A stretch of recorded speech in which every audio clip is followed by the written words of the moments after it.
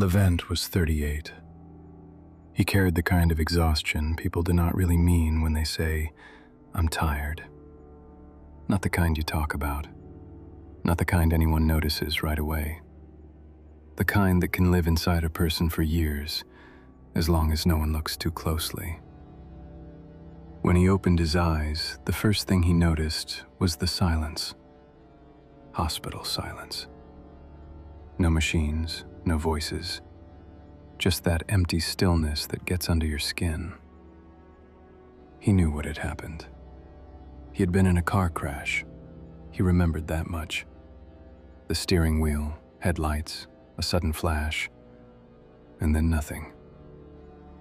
The door opened and an orderly stepped inside. "How long have I been here?" he asked. "1 week," the woman said. Levent frowned. "There was someone with me," he said. "Elif, where is she?" The woman looked down at the file, then back up at him. "No one came to see you, sir. There isn't any other next of kin listed in your file." Then she left. Levent said nothing. There was no one else he could ask. His mother was gone, his father too. He had no brothers or sisters. He and Elif had grown up in the same orphanage. For years, if anything happened, they were the only person the other could call. If Elif was gone, then who was left to ask? He did not ask the woman anything else. Whatever answer he got would not change anything. There was no second name in the file.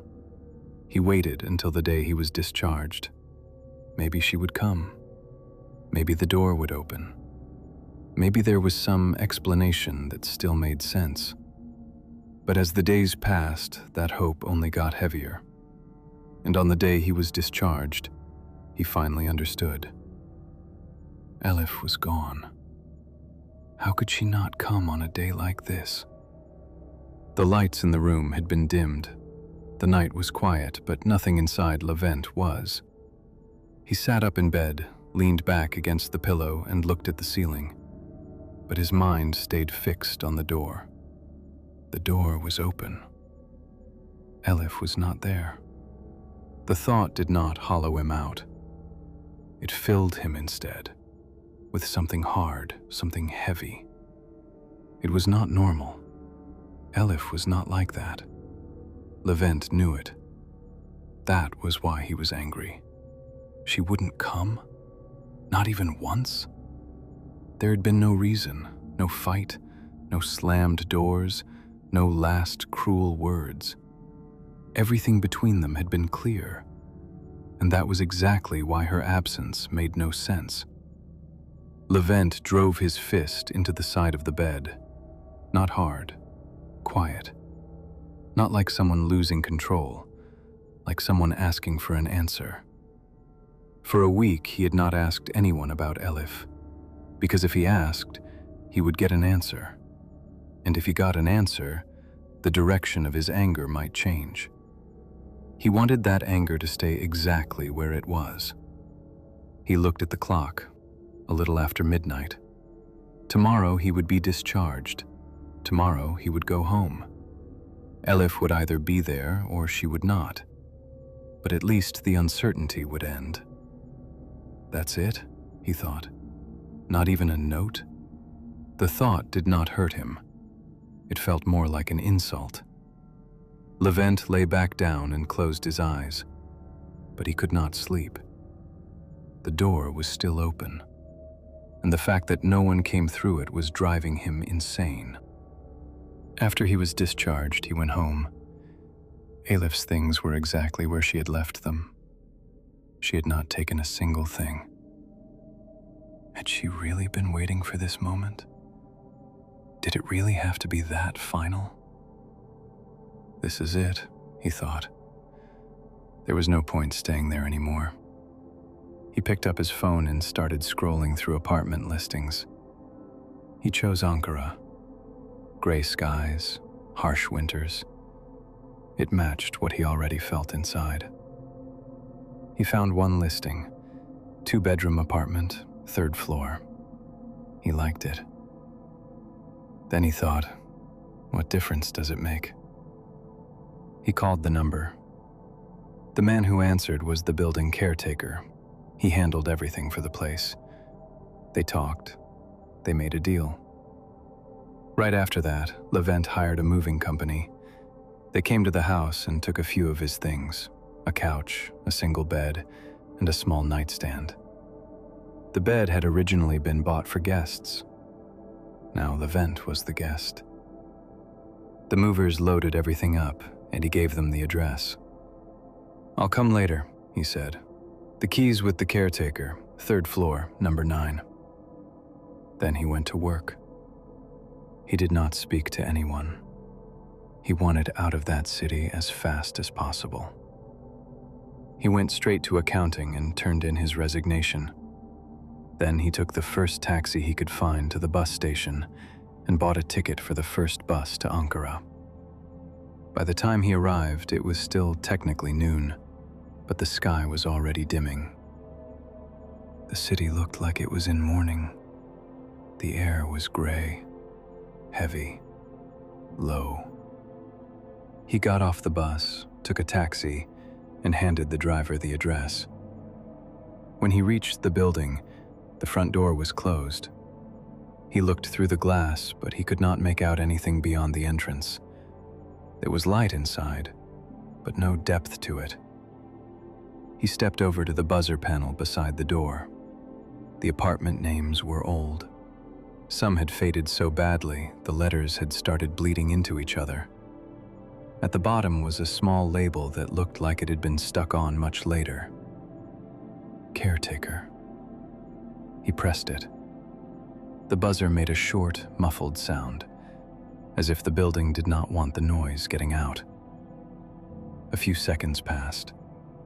Levent was just about to press it again when the lock clicked and the door opened. The caretaker was standing there, middle-aged, wearing a cardigan that looked older than the building. "Yes?" he said. "I'm Levent," he said. "We spoke about apartment number 9? The caretaker nodded, like he was looking at someone familiar. "We know, sir," he said. "Welcome. We've been expecting you." The sentence stayed with Levent for a second, but he was tired. He let it go. He stepped inside. The door closed behind them. Again, there was no sound from the lock. The caretaker reached for the ring of keys hanging from his belt. The keys clattered together. Clink, clatter.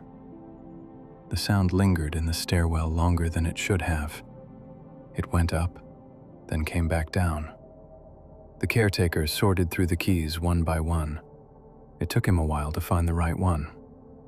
Finally, he pulled out one that looked older than the rest. "3rd floor," he said. "Number 9. He dropped it into Levent's palm. Levent turned toward the stairs. The caretaker stayed behind. He climbed a few steps. Everything seemed normal. Then his foot caught. He stopped, tried again. Same thing. This time he looked down automatically. Normally, people climb stairs without thinking, but that habit did not work here. Every step felt like something his brain had to relearn. It did not feel like a flaw in the building. It felt intentional, like the stairs had been made that way just to force people to look down. As he reached the 1st floor, a sharp smell hit him. Coal and rust, like wet iron. Like an old stove that had not been lit in years, its smell soaked into damp walls. Without realizing it, Levent held his breath. By the 2nd floor, the air had gone back to normal. Dust, moisture, concrete. When he reached the 3rd floor, he stopped again. There was another smell there. Heavy, like wet soil. The smell of earth after rain in a cemetery, as if the ground itself were breathing upward. And inside that smell was one note that did not belong there at all. Jasmine. Not strong, not faint, just there. Wrong. Levent tightened his grip on the key. 3rd floor, number 9. He stopped in front of the door. Then he looked up. The corridor was long, too long. The apartments were small, 2-bedroom units. A hallway that long should not have existed there. For a moment, it felt as if there were empty spaces between the apartments, as if the walls did not fully meet, as if each door stood on its own, leaving invisible gaps in between. Levent let his gaze drift down the corridor. The walls were straight, the paint was smooth, but the proportions were wrong. This was not an optical illusion. Nothing was missing. There was just too much. The corridor seemed to take up more space than the apartments themselves. Levent did not move. The key was still in his hand. For the first time, the building seemed to say something through its shape. He brought the key toward the lock. The lock sat slightly lower than it should have, not much, just enough to feel wrong. He bent a little to open the door. His shoulders folded forward without meaning to. As the key slid into the lock, metal scraped softly. And in that exact moment, he felt something pass behind him. Not contact, not even a touch. More like the air shifting. Thin, silent, as if a strip of silk had slipped behind his back. Not warm, not cold. Just enough to make every hair on his body rise. Like when you become certain something is standing behind you and you cannot make yourself turn around. Levent's back tightened. His breath stopped halfway. The key was still in his hand. The door was still closed. But the emptiness behind him was not the same anymore. He stood there for a second, maybe 2. Then he opened the door. The apartment was silent. But it was not empty. The air was heavy, stale. The dampness did not seem to come from the walls. It felt like it was rising from the floor. There was a weight in the place that settled directly on his chest. A couch stood inside, the one from his old place, and the bed. Other than that, there were only a few boxes on the floor with words written on them in marker. Kitchen, room, mixed. There was no rug. He hesitated for a second over whether to take off his shoes, then stopped caring. He walked to the window and looked outside. The view was ordinary, but really Levent was looking at himself, and it made him angry. For a second, the direction of that anger shifted toward Elif. So this is how it ends, he thought. He did not say it out loud. He shut the door. He was thirsty. He went into the kitchen. A box labeled kitchen sat beside the counter. He opened it and pulled out a glass. Then he turned on the faucet. The water came out dark at first, rust-colored, dirty. Levent frowned and shut it off immediately. No one's lived here in a long time, he thought. He felt irritated with the landlord. Then his shoulders dropped. What difference does it make? He muttered to himself. Out of everything going on, this is what I'm thinking about? He turned the faucet back on. After a while, the water ran clear. He filled the glass. His mind was somewhere else. As he carried it, some of the water spilled onto the floor. He drank part of it. A little remained in the glass. He set it on the counter, then looked down at the spilled water. I'll wipe it up later, he said quietly. I can't deal with that right now. The trip, the move, everything had stacked on top of him. And on top of that, there was the apartment itself. That weight in the air. He went into the bedroom and lay down. There were no sheets, no pillow. He did not care. His mind was still on Elif. His anger toward her weighed more than his exhaustion. They were both orphans. They had both grown up in the same orphanage. They had no one but each other. That thought pressed down on him harder than the bed did. Memories of the good times began to surface, and compared to now, they only made everything inside him tighten more. Then suddenly he shivered. He blamed it on being tired, on not having slept properly. But the sleepier he got, the colder the room seemed to become. He set his phone on the nightstand beside him. The air in the room was getting heavier and colder. Outside, it was the Ankara everyone knew, gray, cold, dark.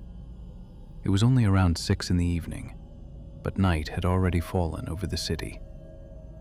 As his eyelids grew heavier, he noticed how cold he felt. He did not even bother turning off the light. He was too drained. For a moment, a shadow seemed to move where the light spilled into the living room. Levent ignored it. He blamed it on exhaustion.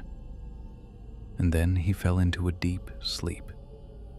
3:13 a.m. He jolted awake. The movement was sudden, violent, uncontrolled, like he had just fallen in a dream. His breathing was uneven. He reached for his phone and checked the time. 3:14. As he set the phone back on the nightstand, he saw the glass. The same glass he had left in the kitchen before falling asleep. Now it was in the bedroom. For a moment he thought maybe he was remembering wrong because he was half asleep. But the thought did not hold. He was sure. He had left the glass in the kitchen. He had spilled water on the floor. He could not explain the cold feeling that spread through him. He wanted to check. At the same time, he was afraid of finding something he did not want to see. Slowly, he got out of bed. Quietly, he walked toward the kitchen. He stopped in the living room. It felt like there was an invisible block of cold in the middle of it. The air there was heavier, colder. I need to get the windows checked, he thought. He clung to that thought. Then he went into the kitchen. He looked where he had left the glass, then at the floor. The tiles were black. When he turned on the light, part of the spilled water reflected back at him. But something else stood out even more. Someone had stepped in it. There was a mark on the floor. It looked like a footprint. It could not have been his. It was too small, and he still had socks on. The mark looked like someone had stepped there barefoot, and it had no direction, just one print. The hair on Levent's arms stood up. Even then, he told himself he had to be remembering it wrong, because something like that was impossible. He felt a quick rush of fear, but he was still too tired, too groggy. He did not let himself think any further. He went back to the bedroom, drank a little more from the glass on the nightstand, then lay down again, and fell asleep. 2:12 a.m. His alarm suddenly started blaring. Levent looked at it. The sound was familiar. It was the alarm he used every morning for work. He grabbed the phone, looked at the screen. 2:13. He froze. I never set an alarm for this time. He checked it. The alarm was still set for 6:20. A tightness closed around his chest. What is happening? Something was wrong. Nothing was unfolding the way it should. He sat up in bed and tried to think through everything in order. Waking up, checking the time. Then he remembered the earlier time. 3:14. The realization hit him all at once. It ran through his body like ice. How was that possible? His throat was dry. His chest burned when he breathed. Then he thought of the glass. He reached toward the one on the nightstand. His hand stopped in midair. It was gone. Levent got out of bed so fast the frame creaked. He ran to the kitchen. The glass was back where he had first left it when he came into the apartment. Same place, same position. His eyes dropped to the floor. The spilled water was still there, exactly as it had been.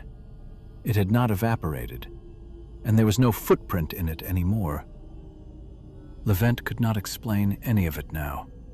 It felt like time and space had started trading places.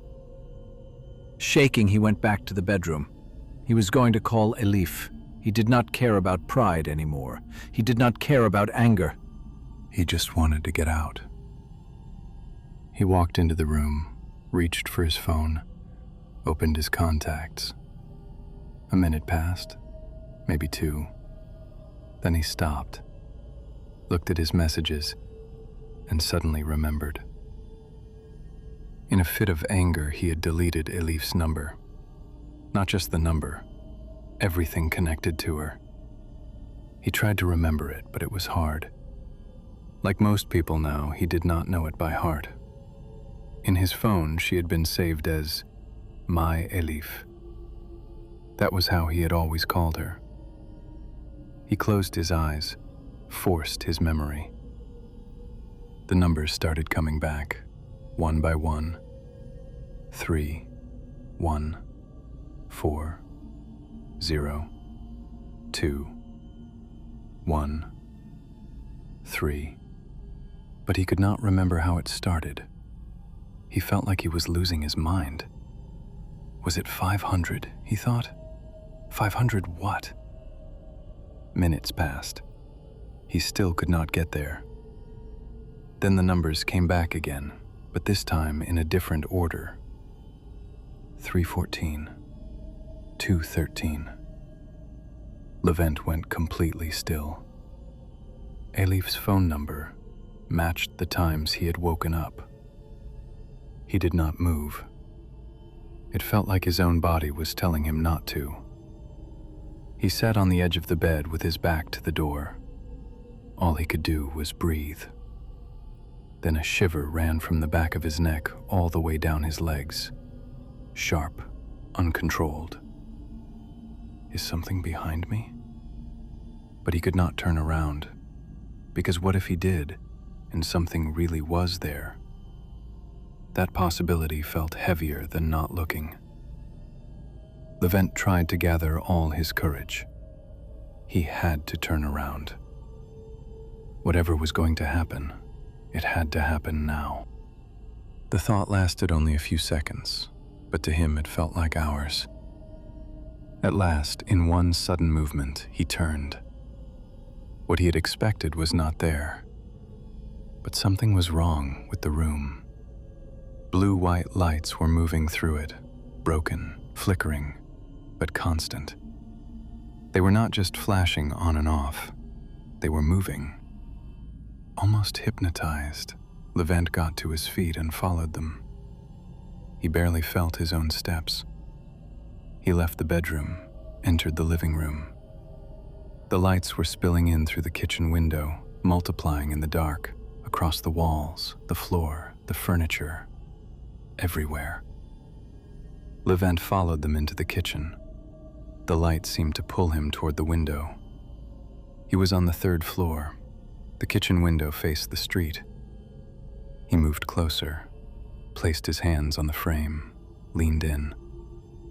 The glass felt strange, like a wall that could not be crossed, like bulletproof glass, thick, deaf. He looked down. There was an ambulance in the street, and a police car. Someone was lying face down on the pavement, wearing a white wool coat. Something tightened in Levent's chest. The sight was familiar. Even from the 3rd floor, he could see every detail with impossible clarity. The glass was like a magnifying lens, thick, focused, cruel, as if it had been made for one purpose only, to make sure he saw. Then his eyes caught on something glinting on the ground. Broken glass? For a second, he could not make sense of it. Then he turned and looked at the counter. The glass was gone. Levent's breath caught. He could not convince himself anymore. He could not say, "I'm remembering it wrong." Everything was too clear. He looked down again. He saw a police officer reaching for his radio.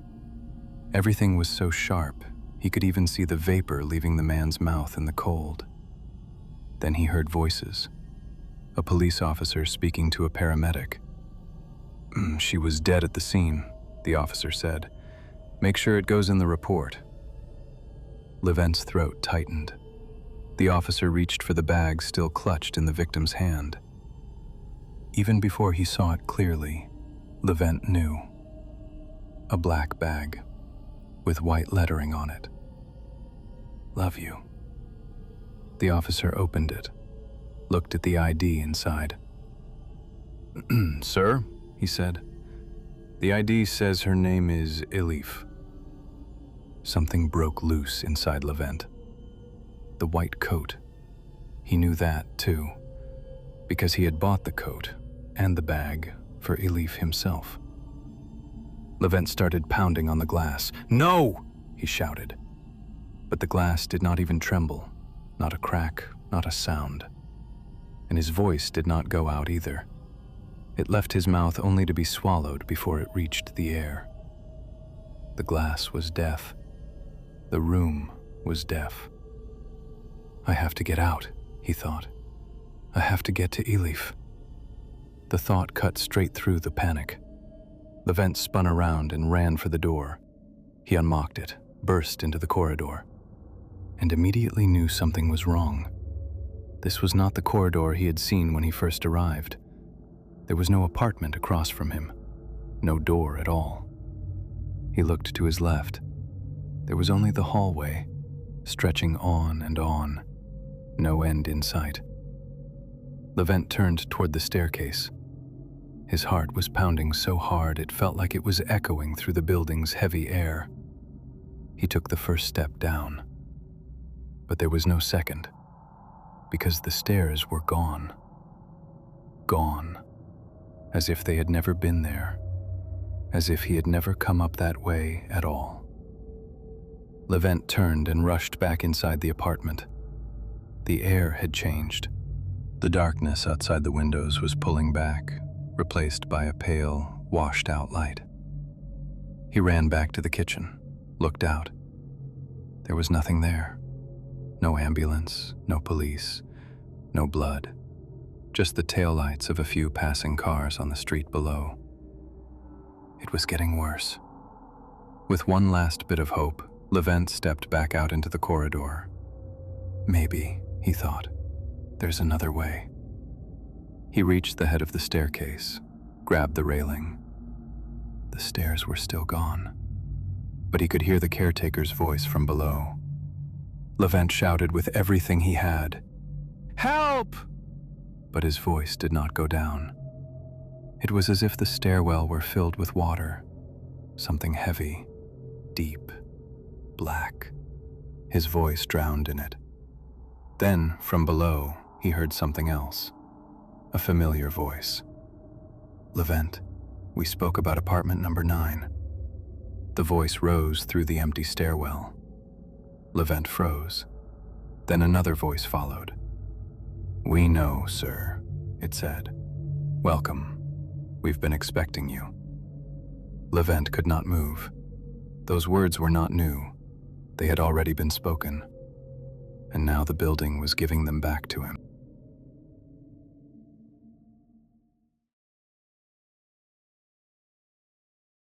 When my father died, there wasn't much left in my life to hold on to. My marriage was over. I was almost out of money. The hospital bills still hadn't been paid. His cancer had moved fast. Only a few months after the diagnosis, he was gone. A few days after the funeral, a lawyer called. My father had left me the old family house. In that small town I barely remembered. The only thing I knew about that house was that I had spent the very first years of my life there. Not long after my mother left, My father took me, and we never went back. Not once. He never liked talking about her.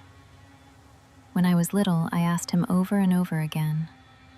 Every time he gave me the same answer. Your mother abandoned us.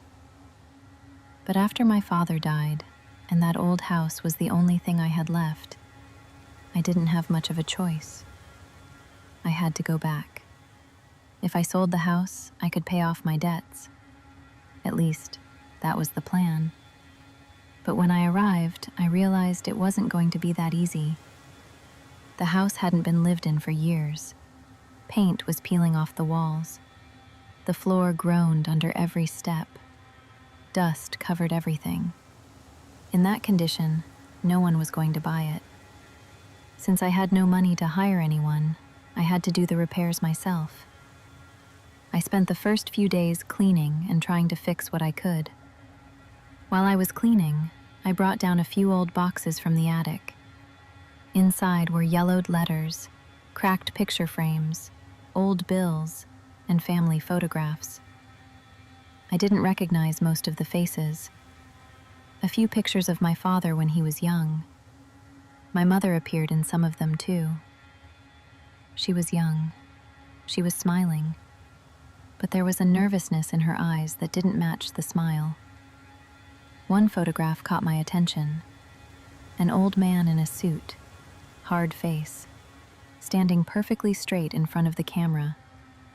His eyes were strangely empty. On the back of the photograph, written in old handwriting, was a name. My great-grandfather's name. I didn't think much of it at the time.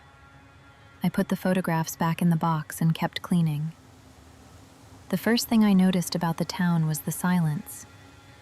I saw two people talking in front of the market. The moment I walked past them, they stopped. An older man noticed me. He stared at my face for a few seconds, then looked away. The same thing happened everywhere I went. People seemed to recognize me, but no one wanted to talk. Some stared for too long. Others acted as if they hadn't seen me at all, as if I were someone who was never supposed to come back. A few days later, someone knocked on my door. It was afternoon. I was alone, trying to work on the repairs. When I opened the door, the man standing there introduced himself. He was the town priest, newly assigned, not a local. He said he had come to welcome me and ask if I needed anything. We talked for a while on the doorstep. Eventually, I told him the people in town had been acting strangely around me. The priest was quiet for a moment. Then he spoke carefully. There's an old story people tell in this town about your family. What kind of story? They say some people from your family disappeared when they were young. Disappeared? Yes. I don't really believe it myself, but small towns have stories like that. Who disappeared? The priest shook his head slightly. I don't know the details, but when people talk about this house, about your family, they lower their voices. We talked a little longer, then the priest left. I didn't take what he said too seriously. That night, I had the first dream. Everything was dark. I couldn't see anything, but there was a sound. Water. Somewhere, water was moving. Slow, rhythmic, patient. Then I heard a girl's voice. Timid, trembling. A single word. Mom. Then the same voice again, more desperate. I'm so scared. I want to go home. I woke up. My heart was pounding. The room was dark, but I was fully awake. I told myself it was stress, exhaustion. I had been alone for days, trying to clean and repair an old house. I lay back down, but I couldn't sleep until morning. The next night, the dream came again. I was somewhere dark. Wooden steps creaked. A door slowly opened. Then came a girl's breathing, uneven, broken, frightened. And again that sound. Water. "Mom, please, open the door." I woke up, but I wasn't in my bed. Everything around me was dark. The air was damp. The floor beneath my feet was ice cold. When my eyes adjusted to the darkness, I saw a large wooden wardrobe in front of me. I was in the basement. I had no idea how I had gotten there. I must have walked in my sleep, but I didn't remember any of it. I forced myself toward the stairs and went back up. I told myself it was exhaustion, lack of sleep, maybe sleepwalking. I couldn't find any other explanation, but the next night it happened again. When I opened my eyes, the first thing I felt was the cold. I was in the basement again, the wardrobe in front of me. That was when I felt it, a faint current of air moving across my feet. Cold air. There were no windows down here. Slowly, I walked to the wardrobe, grabbed it with both hands and pulled. It didn't move at first. I pulled harder. It scraped heavily across the floor. There was something behind it. An iron door, built into the wall. A small lock hung from it. I went upstairs, found the key ring, grabbed the flashlight, and went back down. First key didn't even fit. Second key went in, didn't turn. Third key fit perfectly. I turned it slowly. The lock opened. I stood there a moment. Then I pushed the door. It barely moved. I put my shoulder into it. It swung open slowly. Beyond it was a tiny room. I shone the flashlight inside. A single bed, an old table beside it, a chair, several dolls lined up against the walls. Everything was old. Everything was covered in dust. Then I noticed something in the corner. An old camera, standing on a tripod. I opened the small compartment on the side. There was a VHS tape inside. I carried it upstairs, loaded it into the player, sat down in front of the television. Then I pressed play. The screen filled with static. A few seconds later, an image appeared.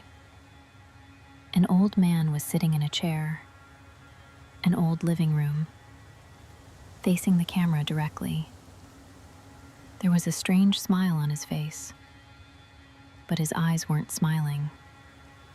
They were wide open, unblinking, fixed on the lens, as if he could actually see the person watching him. Then the smile widened slightly. He slowly raised one hand, reached toward the camera. The hand moved a little. A wave. The smile on his face never changed. His eyes never left the lens. The image stayed like that for a few more seconds. Then it cut out. I was just reaching for the player when the image returned. This time, the camera was showing a different place. A small room. For a moment, I didn't understand what I was looking at. Then, my heart lurched. I recognized it. The hidden room in the basement. The camera moved slowly inside. The bed came into view. And then I saw her. There was a young woman on the bed, blonde, tall. Physically, she looked like an adult, but the expression on her face didn't belong to one.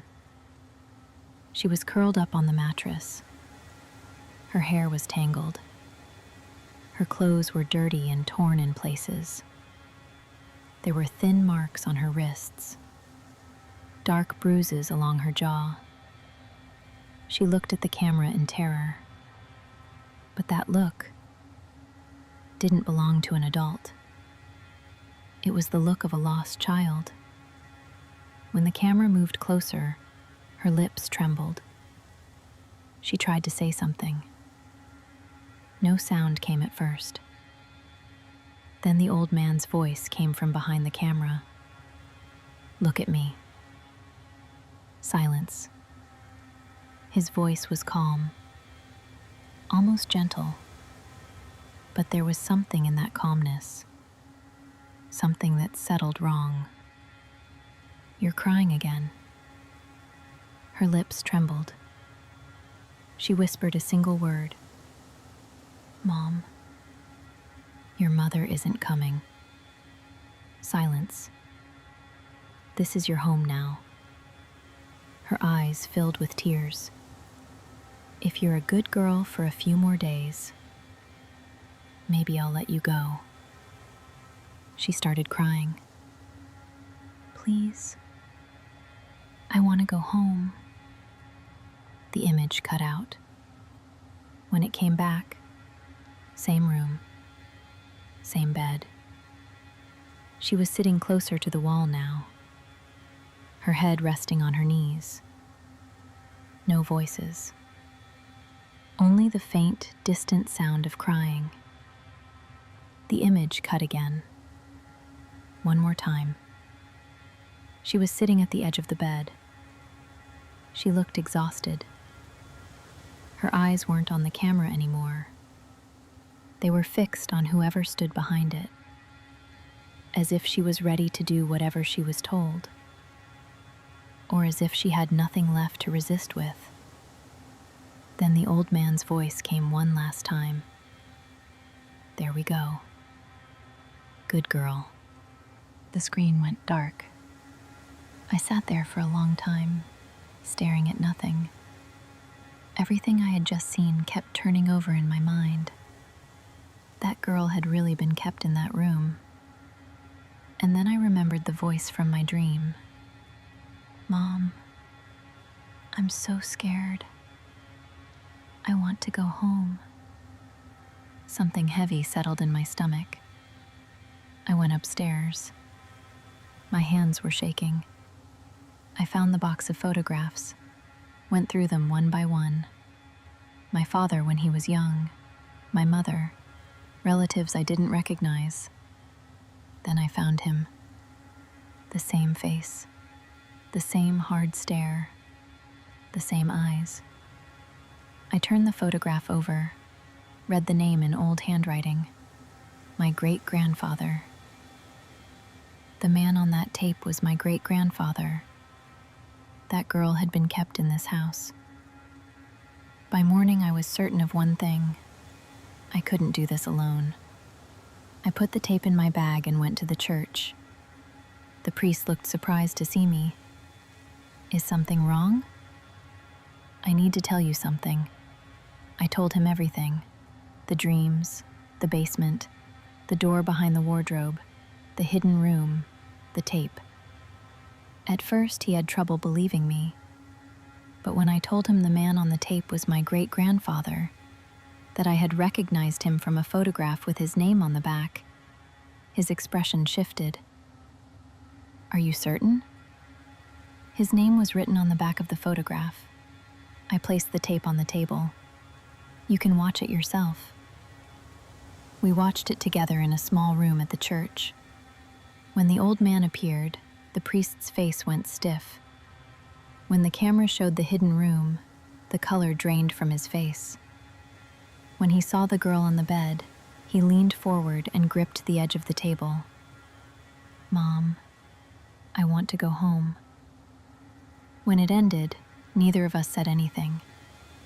The priest turned off the television. Then he looked at me. "Was there anything else in the dreams?" I closed my eyes. I tried to remember the darkness, that heavy, suffocating silence. An image came back to me. Water, black and still. No moonlight, no shoreline, just a dark surface, stretching outward. "There was a place," I said. "What kind of place?" "I don't know, like a lake, dark water." His expression changed. "There's an old pond outside of town," he said. The room seemed to grow quieter. "We need to take this to the police." The station was a small building on the corner of the main road. There was only one officer inside. The priest explained everything. The basement, the hidden room, the tape, the girl. The fact that I had recognized the old man from an old family photograph. The officer didn't seem especially moved. Then he watched the tape. When it ended, he set the remote down, stared at the screen for a moment. "We need to find out who she is," he paused, "and whether there's a file on this man." He turned to an old metal cabinet behind his desk, rows of yellowed folders inside. I wasn't here when any of this happened. Some of it was before I was even born. But the sheriff before me used to talk about these files. Said there were certain cases that stayed with you, even after you retired. He opened the first folder. An old photograph slid out. An old man. My stomach dropped the second I saw his face. "Is this him?" I nodded. "Yes." He turned the pages slowly. According to the file, this was the first disappearance. The first? The man vanished one night. Some people said he ran. Some said he died. His body was never found. The priest asked quietly, "Was the lake searched?" "Yes. Divers went in. They found nothing." A chill moved through me.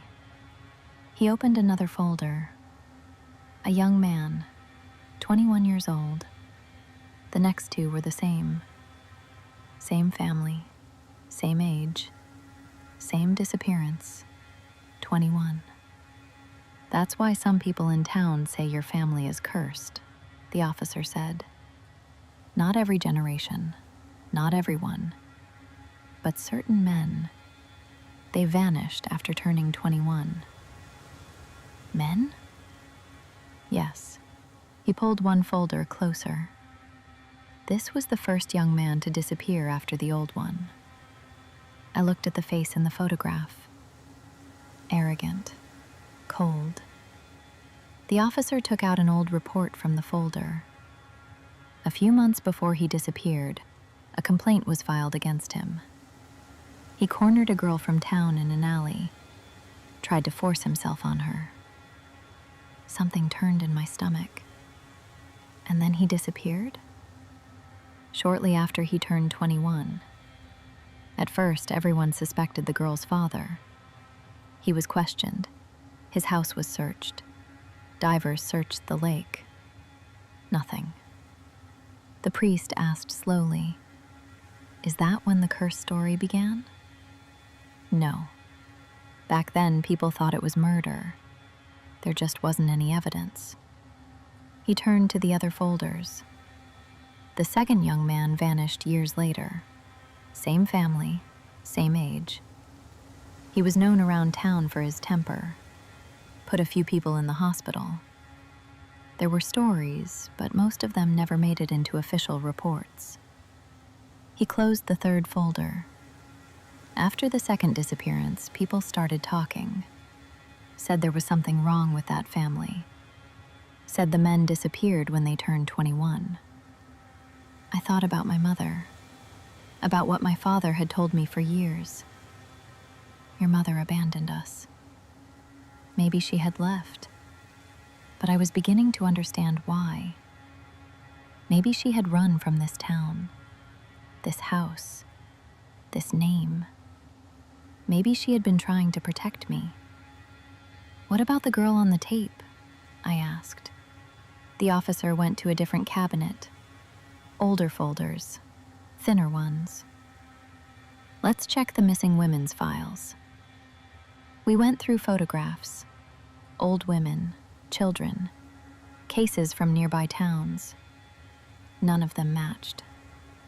Then the officer pulled out one last folder, thin, almost forgotten from the very bottom. He opened it.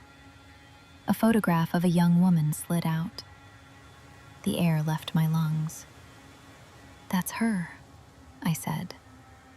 The priest stepped closer. Are you sure? In the photograph, she looked more alive. Her hair was brushed. She was smiling, but her eyes were the same. That same childlike gaze. Yes, that's her. The officer began reading from the file. Name, age, 21. Then he reached the notes. His voice slowed. She had a cognitive disability. He paused. According to the medical report, although she appeared physically as an adult, her mental age was that of a young child. And I heard the voice again. Mom, I'm so scared. I want to go home. My throat tightened. She left home one day, the officer continued. Never came back. Her family searched everywhere. The priest asked quietly, was the lake searched? Yes, more than once. I kept staring at the photograph. Knowing she had been mentally a child made everything heavier. The old man's calm voice echoed in my head. Your mother isn't coming. This is your home now. My stomach turned. We're going to the lake tomorrow, the officer said. We'll search deeper this time. I didn't sleep that night. The door to the basement was just past the kitchen. Every draft that moved through the house reminded me of the cold in that room.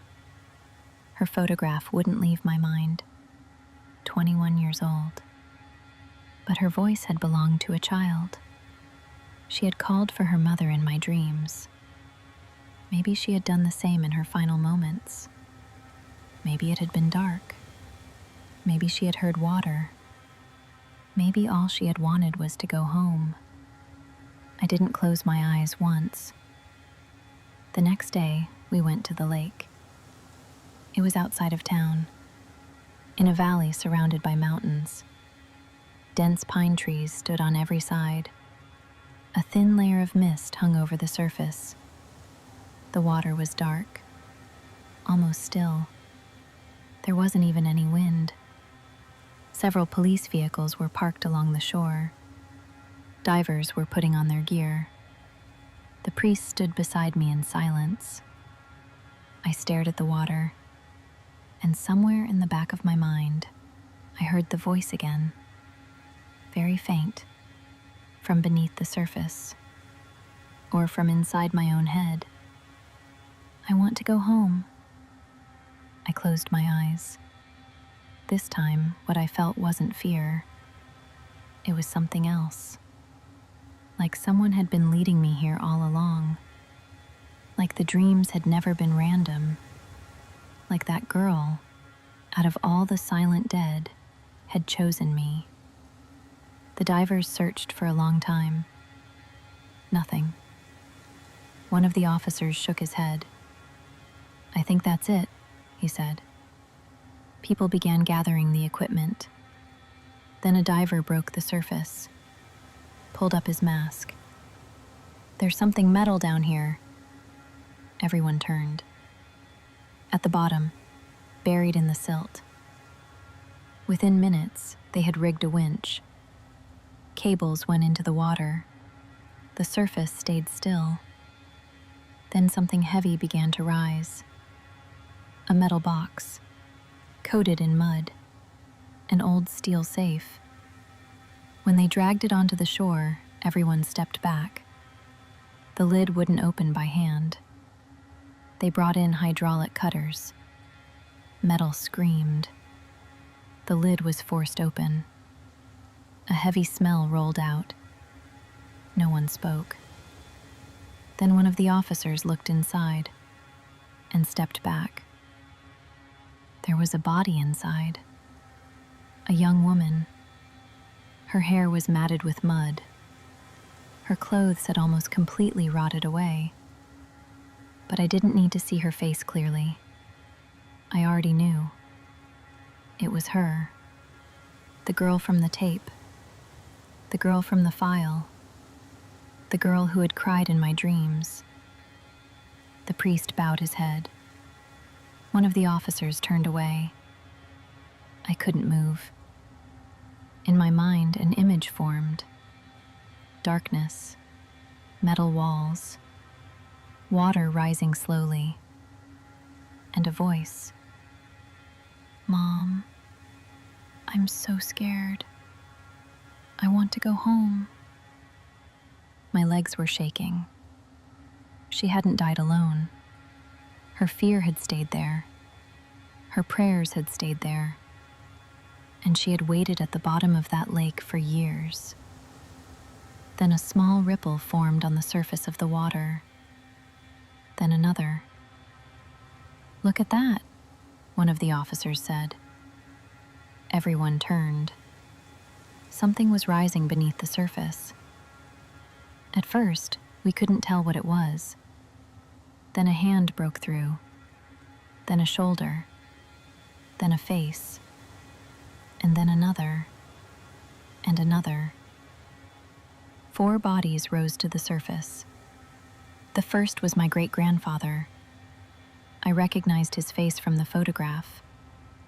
That hard expression, now bloated but somehow preserved, like a mask that had spent years underwater, waiting. The others were the young men from the files. Same family, same bloodline. Men who had disappeared at 21. They weren't decomposed the way they should have been. They looked more like they had been held in suspension, kept somewhere between life and ruin, but never allowed to leave. The lake was finally giving back what it had kept. No one spoke. The only sound was the water, gently pressing against the shore. It was the same sound from my dreams. Slow, rhythmic, patient, as if it had been waiting for this exact moment. The priest began to pray. The officers moved around the shore, but every face carried the same expression. This wasn't just an old case anymore. This was an unpaid debt, one that had never truly closed. When the surface finally became still again, I stood there for a long time. Relief and revulsion twisted together inside me. She had been found, but it wasn't only her body that had risen from the bottom. My family's darkness had surfaced too. My father had told me for years, "Your mother abandoned us." He had been right, but he hadn't told me the whole truth. My mother hadn't just left us. She had left this house, this town, this name. Maybe she had been trying to save me. I looked at the lake one last time. The water was still now, completely still. But inside me, I could still feel the cold, because that blood was mine too.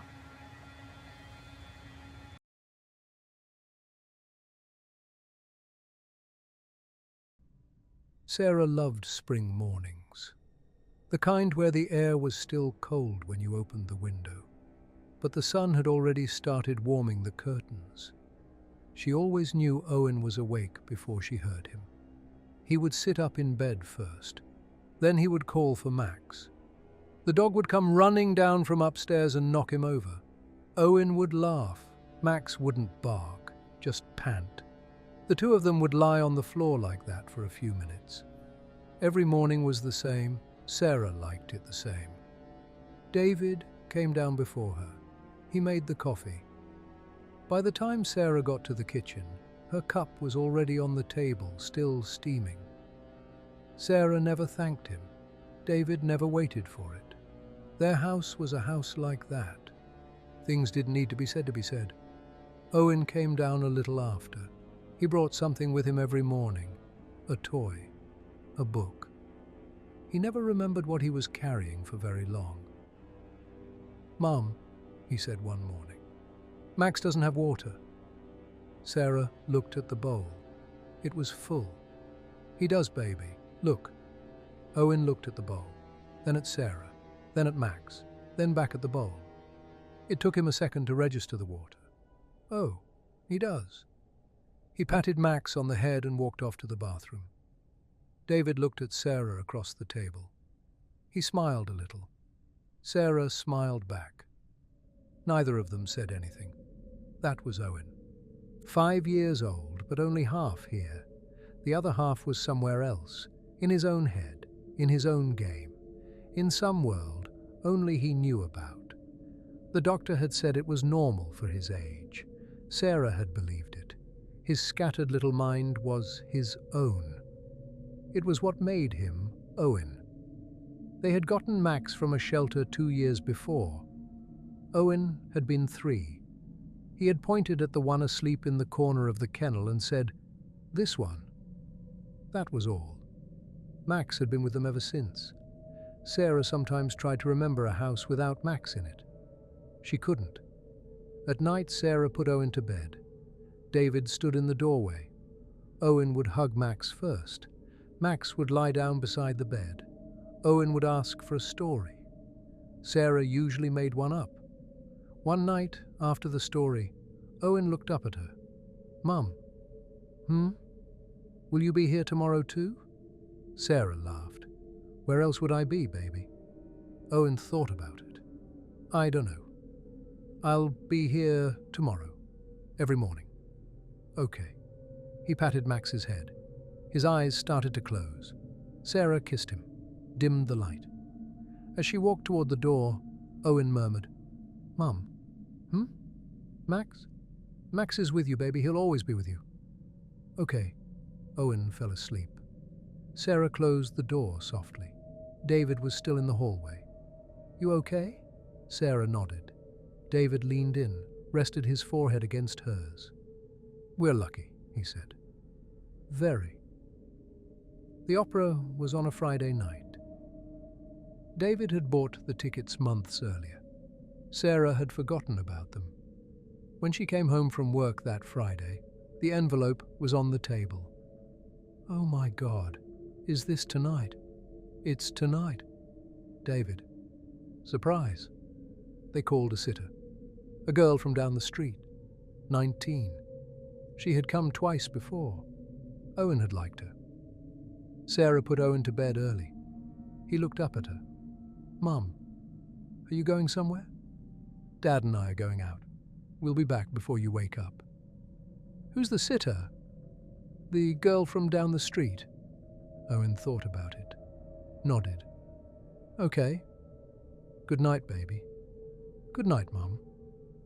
Max was already by the side of the bed. Sarah dimmed the light, closed the door. The sitter arrived. They left. They made it to the opera in time. The hall was dark.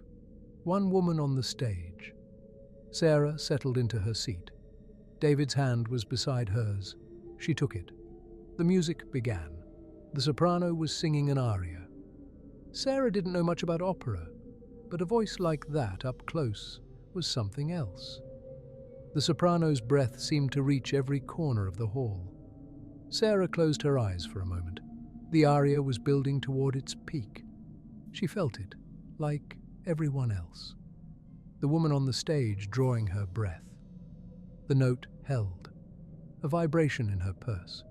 She didn't notice. The soprano was holding the note. David's pocket vibrated too. He didn't hear it. The bass was loud.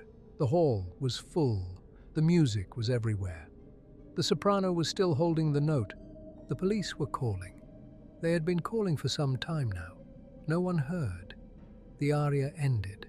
Applause. Sarah stood up, clapped. Her eyes were shining. That was beautiful. David nodded. Beautiful. They looked at their phones in the lobby. They saw it at the same time, froze at the same time. The funeral happened. Sarah dressed, went, came back, remembered nothing. Max had come home alone the next morning. A neighbour had found him by the side of the road and brought him back. He had walked into the house, gone up the stairs and lain down outside Owen's bedroom door. He stayed there. The weeks after the funeral were a blur. Sarah moved through rooms without seeing them, sat on the floor sometimes, lay on the bed for hours without sleeping. She opened the refrigerator occasionally. She didn't remember eating. She didn't remember much. David was there. He brought her food. She ate some of it. He didn't speak much. Neither did she. In the first days after the funeral, Max stopped eating. Sarah noticed. She put fresh food in his bowl. Max didn't touch it. She left it. The next morning she scraped it out and put new food in. Max didn't touch it. She did this for a few days. Then she stopped doing it. Max wasn't eating anyway. Whether the bowl was full or empty, he wasn't going to eat. Sarah told herself this, somewhere in the back of her mind. She didn't quite say it out loud. She just stopped going to the bowl. Food became one of the things she meant to check. Water, too. Then the day would pass, and she would realize she hadn't. She would tell herself she'd do it in the morning. Max stayed by Owen's door. He didn't get up much. When Sarah passed him, she sometimes put a hand on his head. His eyes would open, then close. He didn't lift his head. She thought, he's grieving. She thought, he'll come around. A few weeks passed. 2 weeks after the funeral, David found Max. The dog was still outside Owen's bedroom door. David knelt down, put a hand on his side. The dog was cold. David sat there for a moment, his hand on the still fur. Then he picked Max up to carry him out to the garden. That was when he felt it. Max was too light. The fur hid it.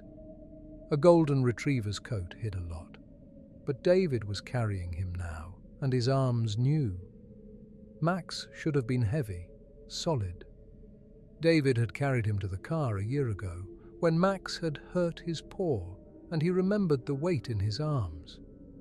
This was a fraction of that. David stood very still in the hallway, holding the dog. He thought distantly that he should put him down. He didn't put him down. He stood there for what felt like a long time, with this lightness in his arms before he made himself move. He took Max out to the garden. The ground was hard. It took him an hour to dig the hole. He didn't ask Sarah to help. He didn't tell her he was doing it. She was somewhere upstairs, in a room with a door closed. When he was done, he came back inside. He went into the kitchen to wash his hands. The bowl was on the floor by the cupboard. David hadn't looked at the bowl in weeks. He hadn't thought about it. It had never occurred to him. Feeding the dog was something that happened in the background of his life. Something Sarah did. Something he had never had to think about. He looked at it now. There was old food in it, a small amount, dried hard against the bottom. The top of it had a faint green film. Whatever had been put there a long time ago. David stood at the sink, his hands wet, looking at the bowl. He thought about the weight of the dog. Then he thought about the bowl. He thought, Max wasn't eating anyway. He thought Max was grieving. He thought maybe he would have died anyway. He couldn't tell if it was true. He couldn't tell if it was a lie he was telling himself. He stood there a long time.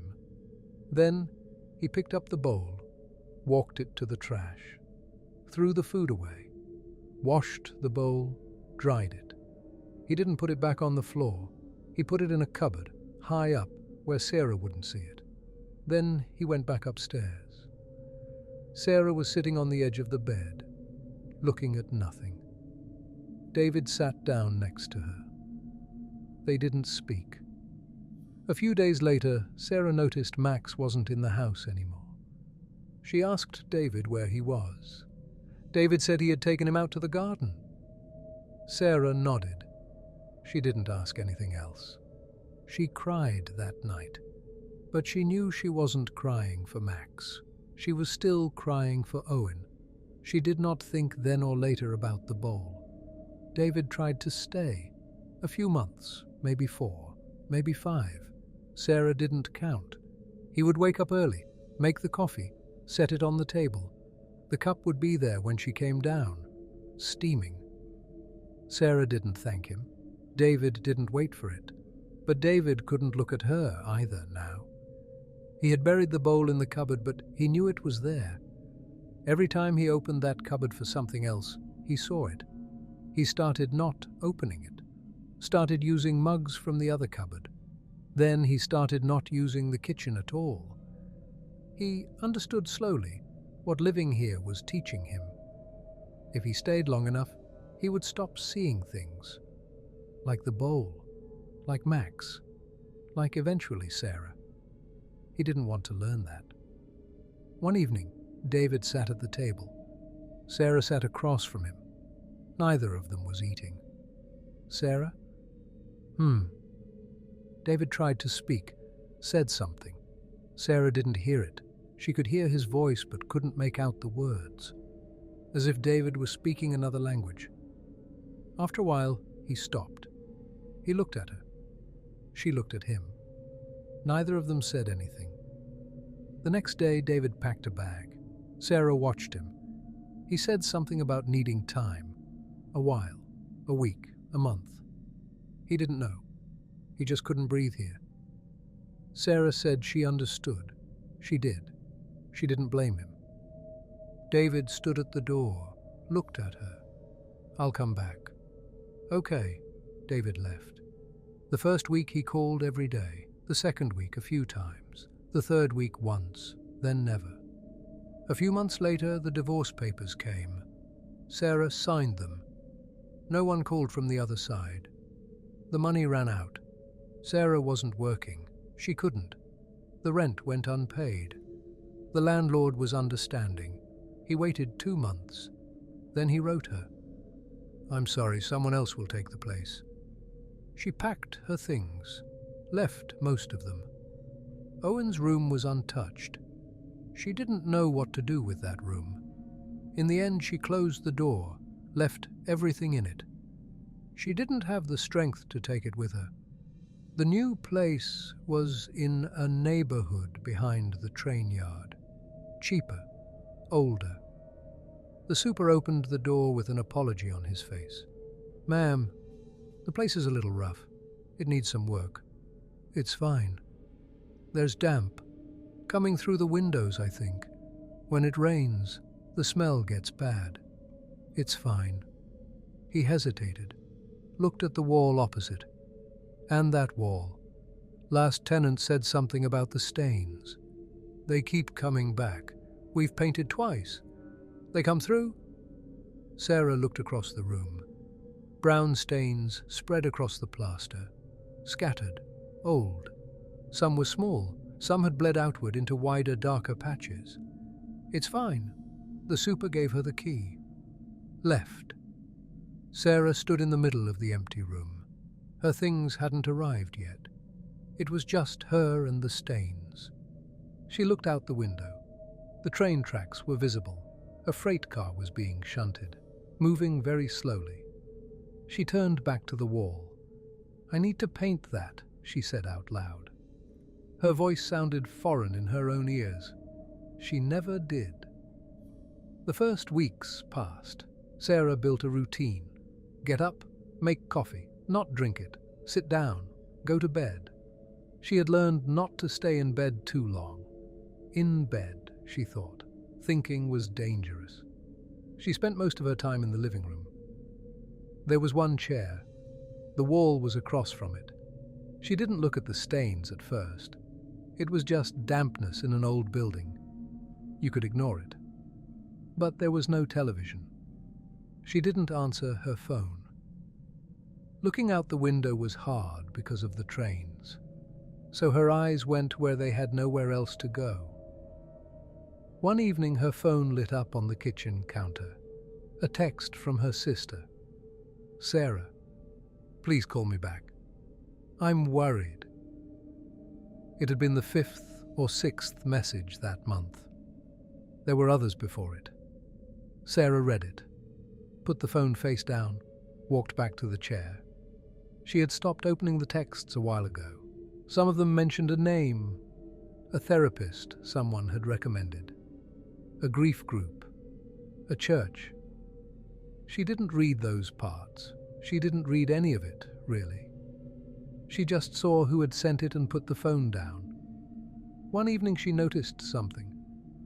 One of the stains was shaped a certain way. Sarah followed it with her eyes. A dog, she thought. She almost laughed. The brain did this. Found shapes in everything, faces in clouds, animals in carpet, a dog in damp on a plaster wall. Then her eyes moved to another stain. A child. She almost laughed at that too. But after that, she couldn't look anywhere else. One Saturday night, while she was making tea, she heard a sound. Sarah froze in the kitchen, the cup in her hand.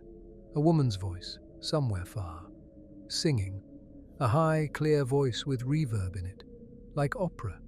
It sounded familiar. The neighbour must have the radio on, she thought.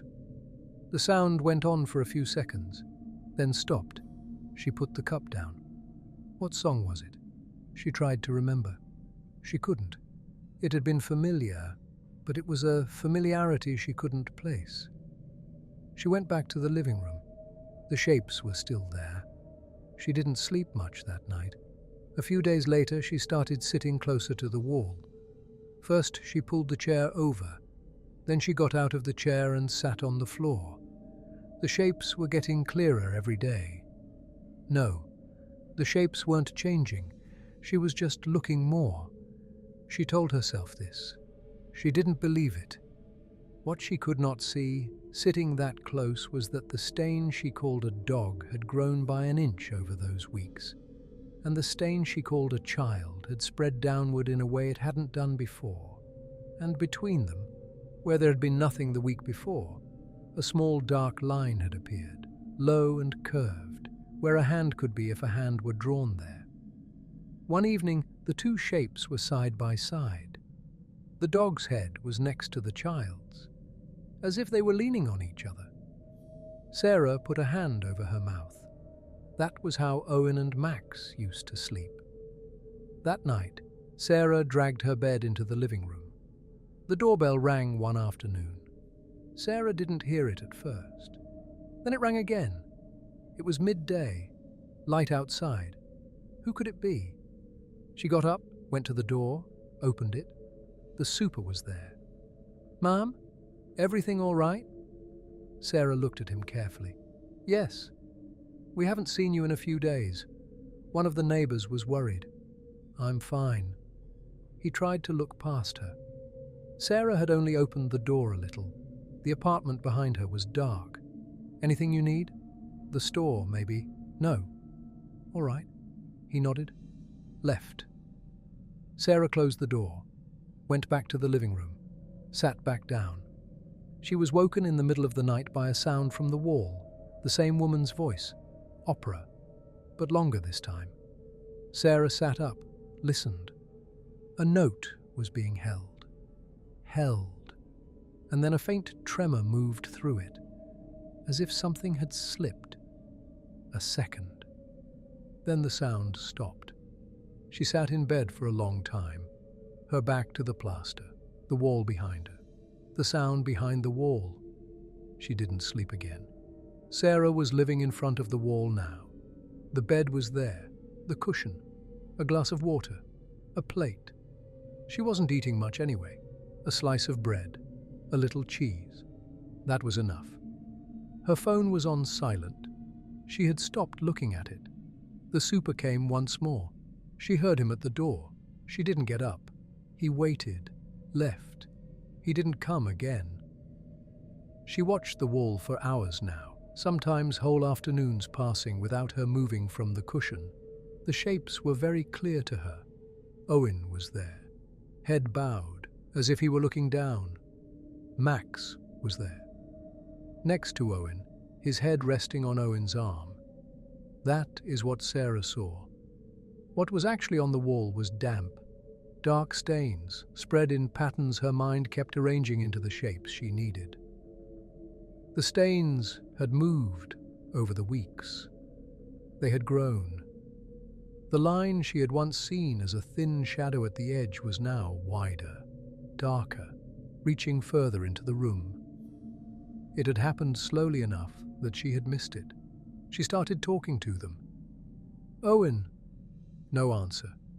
"Owen, look, I'm here." No movement. "Owen, Mom is here." Silence. She cried one day, for a long time, then stopped, because no matter how long she looked, no matter how much she talked, she could not see herself beside them. She tried to picture it in her head.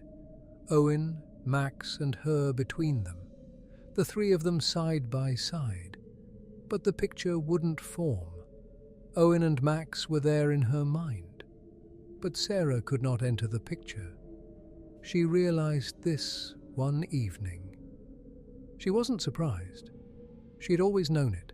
She couldn't go to them, because she didn't deserve to be there. Another night.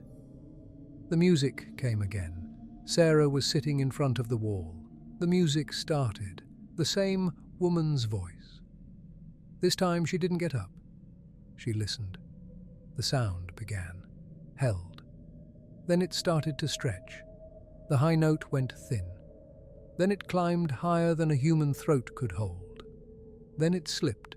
The pitch dropped, but not all the way down. It hung somewhere in the middle, somewhere wrong. The voice grew heavier, as if a machine were singing now, not a woman, then heavier still.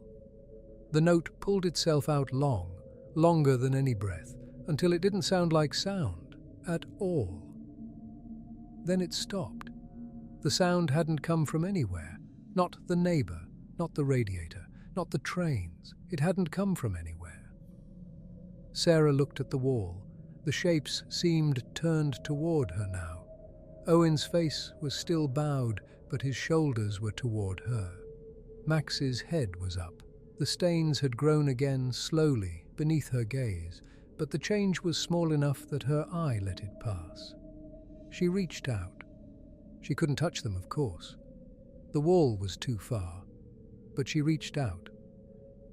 "I can't be with you," she said quietly. The wall was still. "I don't have the right to stand next to you." No answer. She didn't cry this time. There was nothing left to cry with. Then the music came again. But this time it wasn't broken. It was clear. A woman holding a note. Like the opera, like the stage, like real. Sarah froze, because now she knew. Now she knew completely. They had been at the opera. David had been beside her. The soprano had been holding the note. The phone in Sarah's purse had been vibrating right then. The phone in David's pocket had been vibrating right then. The police had been calling. She hadn't heard. The soprano had been holding the note. She had not been able to hold it in her head that night. Now she was holding it. Now everything was clear. Owen had been opening the door at that moment. She knew it now. The sound she had heard all year, from the wall, from the radiator, from the trains, that was the sound. The sound from that night. She had heard it that night. She had carried it home in her head from the opera. When the police called, when she answered, when she got the news. The sound had already been inside her. She hadn't recognized it because she couldn't. She hadn't been there. But somewhere underneath, something had taken the sound and tied it to Owen. All year, the sound had been there. She had refused it. She had heard it from the wall and said the neighbour. She had heard it at night and said the radiator. She had heard the music break and said something otherworldly. Because if she recognized it, she would have to accept. That night, she had heard the moment of her own son's death and not noticed. She could not accept that. Now she was accepting it. She turned her head from the wall to the mirror. The mirror was across from her. It had been there for months. She had leaned it against the wall on the day she'd moved in. Then she had forgotten about it. She had never looked at it. She looked at it now. The mirror showed the living room, the wall opposite. The shapes were still there, Owen and Max. From the angle of the mirror, the wall looked deeper, as if it was pulling inward, and the mirror showed Sarah, sitting on the cushion, turned toward the wall, alone. She was not next to them. She looked at the mirror a long time. Then she understood. From the angle of the mirror, she would need to sit against the wall, her back to it, the shapes on either side of her, for the mirror to place her with them. She stood up slowly, walked across the room, put her back against the wall, sat down on the floor, looked at the mirror. There were 3 of them in the mirror. Owen on her right, Max on her left, Sarah between them, side by side. She saw for the first time in her life, for the first time since Owen had died, saw herself beside them, not in her head, in the mirror, actually there. She closed her eyes for a moment. She remembered something Owen had said the night he'd gone to bed. "Mom, will you be here tomorrow too?" she had answered. "I'll be here tomorrow, every morning." It was a promise she hadn't kept. She was keeping it now. She opened her eyes. There were still 3 of them in the mirror. The wall behind her felt different now. Not cold. She couldn't say what. She looked at the mirror one last time. Owen, Max, and between them, her.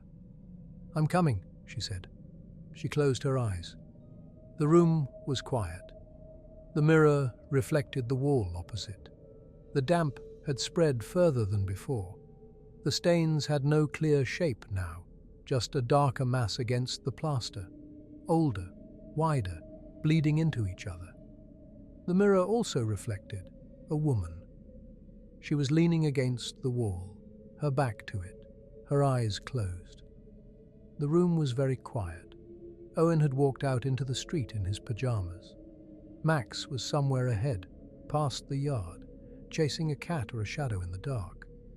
Owen had opened the door and looked out. "Max," he called. Max didn't hear. Owen went out. The night was cold. His feet were bare. Maybe he didn't notice the cold. Owen's mind was like that, drifting from one thing to another. Now it was on Max. Everything else was background. The train tracks were at the end of the street. Owen hadn't been there much before. It was off limits, but Max had gone that way. Max! Owen got to the edge of the tracks. Freight cars were stopped, a long train, being shunted, moving very slowly. So slowly it looked still. Owen stepped between the rails. He thought he had seen Max there, or heard a sound, or a shadow. Owen's mind was already half there, half somewhere else. Now it was somewhere else completely. "Max," A car was coming, very slowly. Owen looked sideways. Max wasn't there. He looked ahead. The car was close, still slow, but close. Owen looked up at the last second. His face changed. He made a small sound. One syllable. One note.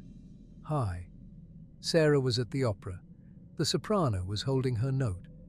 Sarah heard the sound. She did not recognize it. Months passed. The new tenant was a man in his 40s. He came alone, carried one suitcase. The super gave him the key. He went inside. He stood in the living room, an empty room. There were damp stains on the wall opposite. He walked up to the wall, bent down, looked at the stains. "That's gone past damp," he said. "That's mold." He called the super. "How long has this been like this?" "A while, sir. We've painted twice. It comes back." "Did anyone live here recently?" The super thought about it. "A woman. She lived here for a while. Stopped paying rent. We had to clear the place out." "Right. I'll get a painter. I'm not living with that." The next day the painter came, looked at the wall. "You're going to need primer, 2 coats. Whatever you need." The painter worked through the morning, sanded the worst of it, primed the wall twice, then painted. The stains were faintly visible after the first coat, gone after the second. The wall was white. "That'll hold a year, maybe 2, the painter said. "It'll come back. This kind of damp does." "I'll deal with it then." The painter packed up his buckets, left. The new tenant stood in the living room a moment, looked at the wall, bright white, nothing on it. "That'll do." He went into the kitchen. He filled the kettle, set it on the stove, took a mug from the cupboard, looked through his phone while the water heated. The kettle clicked off. He made his tea. He sat down at the small table by the window, looked out at the street. A train was being shunted somewhere in the distance. He could just hear it. He drank his tea. Then he started unpacking. The wall was a wall. Just a wall.